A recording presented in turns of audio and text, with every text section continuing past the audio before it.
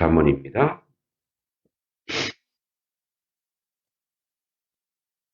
1장 4절로 7절.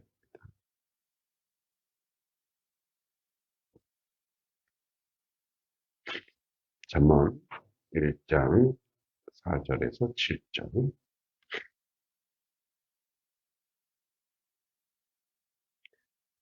같이 우리 천천히 보도록 하겠습니다. 잠언 1장.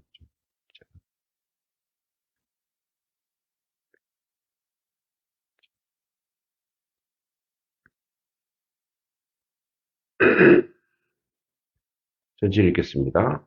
어리석은 자를 슬기롭게 하며 젊은 자에게 지식과 근신함을 주기 위한 것이니 지혜 있는 자는 듣고 학식이 더할 것이요 명철한 자는 지략을 얻을 것이라. 자문과 비유와 지혜 있는 자의 말과 그 오묘한 말을 깨달으나 여호와를 경외하는 것이 지식의 근본이거늘 미련한 자는 지혜와 훈계를 멸시하느니라. 아멘. 네, 우리 어제까지 계속 자문에 대한 그 개념, 개발, 또 이론에 대해서 쭉 얘기했고, 이제 잠언은 그 말씀 자체가 우리를 하나님의 사람으로 새롭게 하기 위한 그런 지혜의 말씀이다 이렇게 이야기했습니다. 이제 오늘은 오늘 본문 중에 우리 6절이죠. 오묘한 말, 잠언이 오묘한 말이다 이렇게 표현하고 있는데 이 부분 함께 나눌 텐데요. 4절부터 보면 어리석은 자를 슬기롭게 하며 이렇게 되어 있습니다. 근데 실상 예, 우리가 하나님을 아는 지식이 우리로 하여금 하나님을 더 잘 믿게 합니다.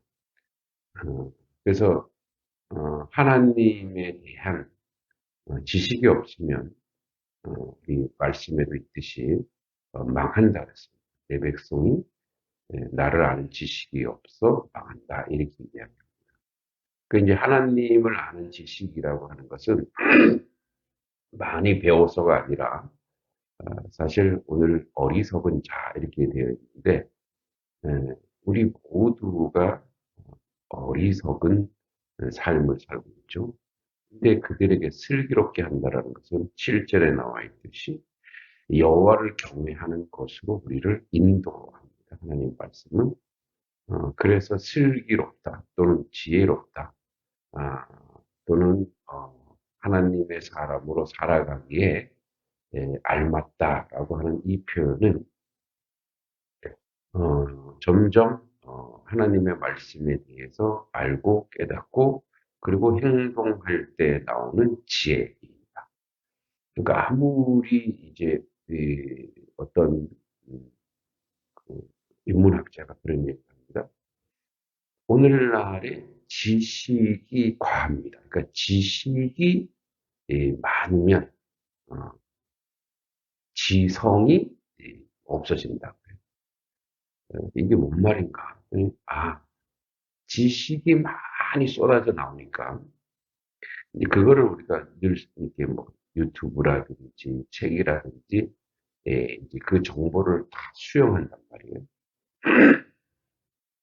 그 정보를 수용하기 때문에 이제 이렇게 보면은 아이들도 어른들도 어떤 때가 궁금한 게 있으면 유튜브 쳐보는 거 막 쳐보고 그거를 이렇게 듣고 그렇구나. 그러니까 이미 그 사람이 생각해 놓은 걸 그냥 내가 수용하는 거. 근데 그건 지식이죠. 근데 지성은 아니라는 거, 지성. 지성은 뭐냐면 내 것이 돼서 그게 실천으로 가야 되는 게 지성이라는 거. 그러니까 우리가 성경 지식을 많이 알아요. 그러니까 성경 지식을 굉장히 많이 아는데 어, 이제 그래서 많이 알고 있어서 속된 말로 자격증은 딸 수 있단 말이에요. 예. 그런데 성경 지식을 많이 알고 직분이 높아지고 직분이 올라가고 어, 이제 늘 얘기하듯이 예, 목회자들이 성경을 늘 또 연구해야 설교하고 하니까 그러니까 성경에 대한 정보는 굉장히 많아요. 근데 그것이 이제 자기화돼야 돼요. 그러니까 하나님의 말씀이 내 안에 들어와서 갈등을 막 일으키고 고민하고 생각하고 그래서 그것이 나의 삶 속에 행동으로 옮겨지는 것이 지성입니다. 그 지성인이라고 하는 것은 실천하는 지식입니다. 그러니까 알고 있는 것을 현실에서 옮기고 있는 것. 여기서 슬기롭다라고 하는 것은 그냥 하나님의 이 잠언이라고 하는 말씀을 내가 듣고 그냥 아, 그렇구나 정보로 알고 거기서 끝나면 슬기롭지 않죠. 근데 그것을 계속 내 것으로 받아들이기 위한 이 안에서 갈등이 일어나요. 고민이 일어나요. 그래서 이 어리석은 자를 슬기롭게 하며 젊은 자에게 지식과 근신함을 주기 위한 것. 이 근신. 그 지식이 들어오잖아요. 그 이제 자기를 돌아보는 아, 그 하나님 말씀이 들어와요. 그, 우리 이제 우리 늘 예수님께서도 질타했기 때문에 우리 또한 예수님을 닮아서 이 바리새인 사두개인들을 보고 막 욕하는데 그들이 뭐가 없었냐면 하나님의 말씀에 대한 자기화, 즉 어, 말씀을 고민하고 말씀과 사투를 벌이는 근심이 없었다라는. 그 이걸 이제 먼저 목회자들이 자기한테 적용하지 않고 이제 설교를 막 나가는 거. 성도들에게 이렇게 사십시오, 이렇게 하십시오, 막 하는데 이게 그럼 나는 지금 어떻게 살고 있을까? 그러니까 이 고민이 없었다는 거. 그러니까 그래서 일절 근신이 반드시 있어야 되고 어, 지혜 있는 자는 듣고 학식을 더할 것이요 명철한 자는 지략을 얻을 것이고. 그러니까 이제 지혜 여기서 학식이라고 우리 한글 표현이 그렇게 되어 있는데 학식이라기보다 그냥 아는 것이 많아지는 것이 아니라 그 알고 있는 것이 실현되고 있는 것. 여러분, 우리가 유명한 그 독일의 에, 철학자 칸트라고. 그래서 그 사람 또 믿음의 사람인지라 이름 임마누엘 칸트. 임마누엘 하나님 우리와 함께 하신다. 이 칸트도 그런 고민을 많이 했던 것. 이 계몽이라고 하는 것, 계몽이라고 하는 것은 열어서 보여준다는 것. 무지한 사람들에게 지식을 알려주는 게 계몽이잖아요. 근데 이제 계몽이라고 할 칸트의 계몽은 뭐냐면 우리가 알고 있는 것을 실천하고 있는 거. 이게 계몽이라. 이제 우리나라에도 실사구시라 정약용이라든지 뭐 홍대용, 뭐 박제가 이런 사람들이 뭘 얘기했냐면 아무 도포 있고 가 쓰고 그걸 그렇게 해서 무슨 농사를 짓느냐. 그거는 죽은 지식이다. 이렇게. 그래서 뭐 이제 실사구시. 내가 현실에서 실천할 수 있는 그런 지식이어야 진짜 살아있는 지식이다. 이렇게. 이 학식이 더해진다라고 하는 것은 지혜로운 행동을 할 수 있는 데까지 가는 거예요. 그래서 또 명철한 자는 지략을 더 얻을 것이다. 그러니까 하나님의 말씀은 우리가 그 말씀을 듣고 실천하면 할수록 그 말씀이 있는 자는 더하여지고 또 명철한 자는 더 지략이 있다라는 거죠. 그래서 그게 어디로 가냐면 이 잠언과 비유와 지혜 있는 자의 말과 오묘한 말을 깨달아라. 이 오묘한 말이라고 하는 게 뭐냐면 이게 어디서 나오느냐면 실천에 옮길 때 오묘함이 나오는 거예요. 와, 하나님이 이렇게, 이 말은 이거구나. 어, 이제 학생들을 가르칠 때, 예, 그 선생님이 아무리 얘기해도 자기가 문제를 안 풀어보면은 실력이 안 늘어요. 그러니까 누구만 실력이 느냐면 선생님만 실력이 느는 거예요. 그래서 이제 우리가 공부라고 하는 것은 연습이거든요. 그러니까 연습을 계속 해야 되는데 학생들은 강의는 엄청 잘 돼요. 강의 들을 때 재밌죠. 그리고 저렇게 푸는구나.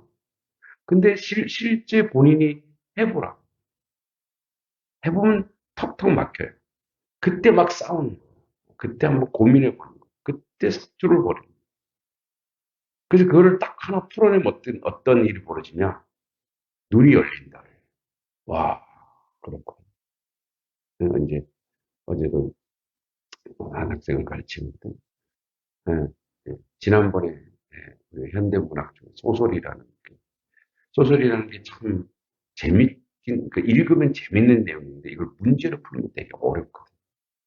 왜냐면 소설이 다 나오는 게 아니고, 그 이만한 거 중간에 딱 잘라서 딱 보여줘요. 이 잘린 걸 가지고 앞뒤를 추론해야 돼요. 그 머리 아파요. 그렇다고 거기다 줄거리를 써주는 것도 아니고. 그래서 근데 이걸 이렇게 푸는 거야. 한번. 그 제가 지식을 전달했죠. 그래서 제가 어디 가서, 자, 이거 한번 해봐. 제가 혼자요? 깝깝하죠? 해봐. 막 싸며 고민하는 거. 그게 지성이고, 그게 지혜. 그래서 어저께 이제, 물론 두 번째 작품은 좀 틀렸지만, 첫 번째 작품, 얘가 막 고민하더니만, 이제 좀 시간이 좀 걸렸지만, 다 풀었어요. 다 맞은 거. 서로 기분이 어때요? 본인 혼자 해냈죠. 저도 이제 대결한 거예요. 물론 그 중에 확실히 안 것이 아니라 찍은 것도 있지만 그래도 다 맞았으니까 뭐 둘이서 거기서 뭐 운명을 깨달은 와 경험하게 된 거죠. 그래서 선생님도 기분 좋고 학생도 가르치는 학생도 아주 신기한 거. 그러니까 행동이 없으면 우리가 아까 얘기했듯이 지식이 있고 지성이 없으면 하나님의 말씀이 하나님이 왜 이랬는지 그 실천이 없으면 깨닫지 못해. 또 우리가 이 오묘함을 깨달을 수 있는 일상에서 가장 거룩한 행위와 방법이 뭐냐면 기도예요. 기도. 그러니까 기도를 자꾸 하다 보면 어떤 내용을 가지고 어떤 문제를 가지고 아주 사소한 것조차도 내가 계속 기도하고 기도하다 보면 그 오묘함을 깨닫는 거예요.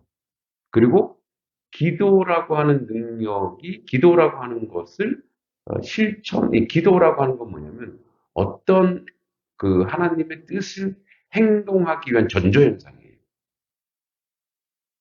그러니까 내가 이거를 하고 싶은데 이게 막히거든요. 그때 어떻게 해요? 기도. 음. 요즘 이제 최근에 아이들과 함께 읽고 있는 책이 이제 어, 그 삼쌍둥이 최초로 수술한 의사가 있어요. 1987년에 이렇게 삼쌍둥이 뭔지 알죠? 머리가 뒤로 붙어 있는. 머리가 붙어 있다라고 하는 것은 혈관도 연결돼 있고 막 그런 거. 이걸 성공한 의사가 흑인이에요. 그리고 1900 이분이 40년생인가 30년생인데 의사가 되기까지 우리를 지금 중학교 2학년 때까지 꼴찌했어, 꼴찌. 왜 꼴찌했냐면 그 당시까지 이제 아버지는 어, 부모님이 이혼하고 엄마가 이제 두 형제를 키우는데 흑인이잖아요. 차별대받고 학교에서 학교 폭력 애시다. 공부할 여유가 없는 거예요. 근데 이제 예, 이 분이 이제 성경 말씀, 이제 하나님을 너무 힘드니까 이제 부모님과 이제 예배당 가서 하는데 자기는 가치 있는 일을 하고 싶은 거예요.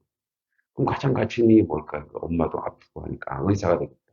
자기는 의료 선교를 합니다. 이런 이제 그런 걸 가지고 열심히 노력한 거죠.